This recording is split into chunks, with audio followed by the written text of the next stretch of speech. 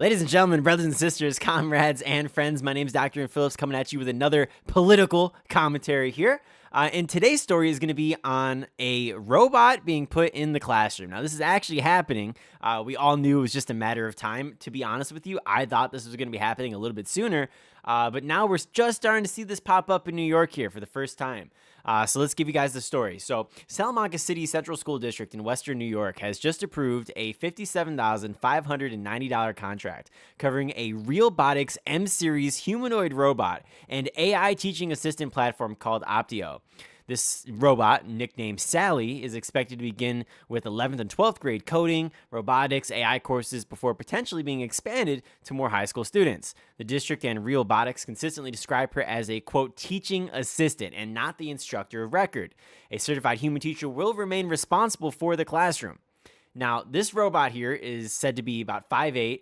It's going to have lifelike skin, brown hair, facial expressions, movable arms and hands. However, it is not going to be able to independently walk. And in addition to that, it's going to operate entirely offline. And so it's not going to use anything like facial recognition and will not record classroom audio or video.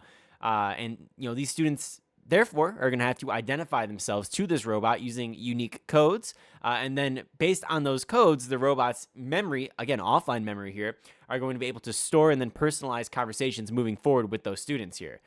So I made a nice little rendition of what it might kind of look like here, but crazy stuff. We're moving into the future. Now, it's a relatively interesting point to make here. Like, is robots something that is actually viable in the classroom? And, my doctorate is in education, right? That's my background. And I've always said that they could have automated our job away years ago. I mean, for God's sake, all the information that you ever need to learn is all online already. All you got to do is put into a course and have students go through it independently to learn. But you got to ask yourselves, what happens when we do that? Does society get better or does it get worse? And the answer is, look at COVID and then look me in the eye and tell me if things got better. And you can't, because things got progressively worse and infinitely worse under COVID than they had at any other time in our educational history. You can look at the amount of students who had insane chronic absenteeism. You can look at the students here whose test scores dropped dramatically dropped. The graduation rates were impacted. The literacy rates were impacted. Students' mental health was impacted. I mean, so many things went negative simply because students did not have access to that in-person care. And so then the question then begs, okay, well, you can't necessarily automate it away solely online. What if you had a robot in the classroom? And I think it's an interesting conversation to be had, and I'd like to experiment with this a little bit more. But what I can tell you here is students respond to authority. It's a classic Hawthorne effect in psychology, whereby when you're being watched, you're more likely to perform well, right? It's like, if you are, you're sitting there all alone in a room and you have to study, but then, you decide you're going to go get a drink, then you're going to go to the bathroom, then you're going to go get your phone, you're going to scroll TikTok for a few minutes, then you're going to study for 10 minutes, then you're going to scroll TikTok for another 10. And it's just, you constantly are distracted. And so the teacher sort of functions as this person to really bring things all together. And sure, yeah, they teach a little bit too, but they're really bringing things all together underneath that Hawthorne effect, really getting people to be the best versions of themselves. And that's through things like behavior management, classroom management, social emotional teaching and well-being, teaching them some life skills and self-regulation tactics. And so the question then begs is, will they respond to a robot in the same way? And I don't know. I struggle to say that they will. I mean, if you look at like phones, for example, right? Everybody keeps them around all the time. But you never feel as if your phone's always watching you. Some people feel that way, and your phone is always watching you. But the question begs is, are you going to study better simply because the phone is in your room? No, you're most likely not. And so it depends how they respond to this robot. Do they actually make an emotional connection to those robots? Do these robots have some form of personality? Or they just serve as a chatbot that just sort of happens to exist in some three-dimensional thing that we, decide to craft and construct? Right? That's the question. Now, personally, for me, I don't think this is going to go anywhere anytime soon. I feel like that human connection component is a little bit too strong. In addition to that, the cost of doing this is incredibly expensive still. And, while cost will end up going down and technology will get better, imagine when we have ChatGPT 10.0, like 10 years from now. Like, of course, things are going to get better and probably a little bit cheaper too. But, the teachers unions are going to fight this. and every union who's also in the school is also going to fight this because their jobs are at risk of being automated too. If you could automate away the teacher's job fully, their job probably could automate it away too.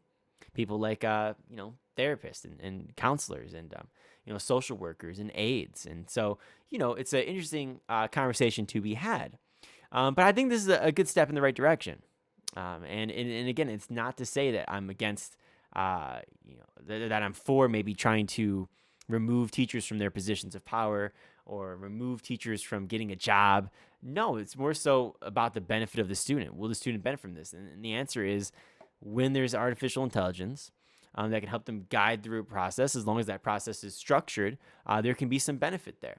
I mean, artificial intelligence in the classroom is nothing new. I mean, we've been using it for years to pinpoint students' performance levels and then give them tailored instruction moving forward. It's just that the programs themselves on the computer intend to do it a little bit better than humans can in some cases, right? Especially because it's a lot more, you can differentiate it more by individuals, whereas the teacher has to focus on an entire class.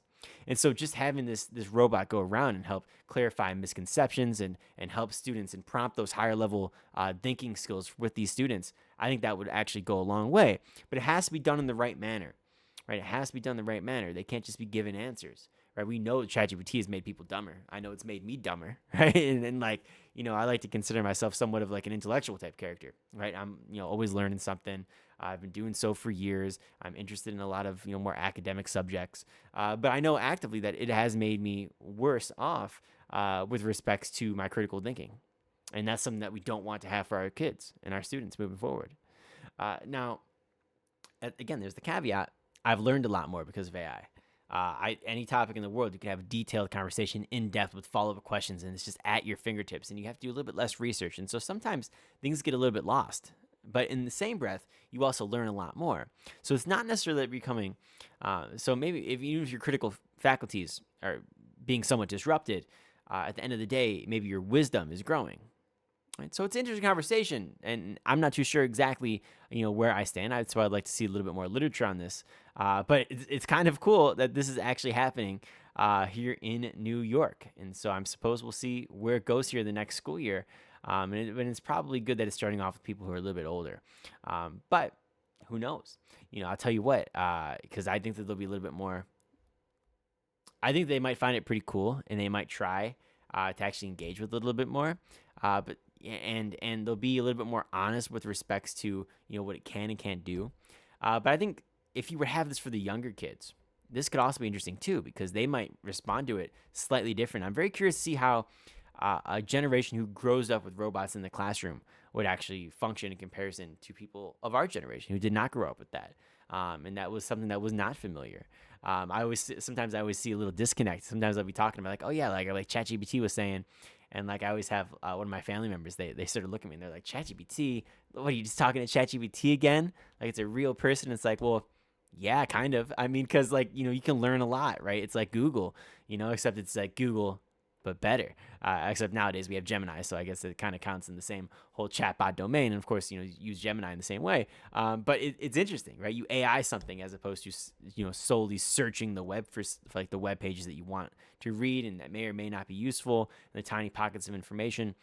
It's an interesting conversation, but it's a conversation that needs to be had moving forward. So anyways, guys, there's a little bit of a cool news story for you guys on this lovely little Sunday. So if you guys did enjoy the video, please be sure to hit that like and subscribe button for some more content here. You guys can follow me on social media at Ian Phillips USA. Try to get us to 600 subscribers, and we'll talk to you later, guys. Peace.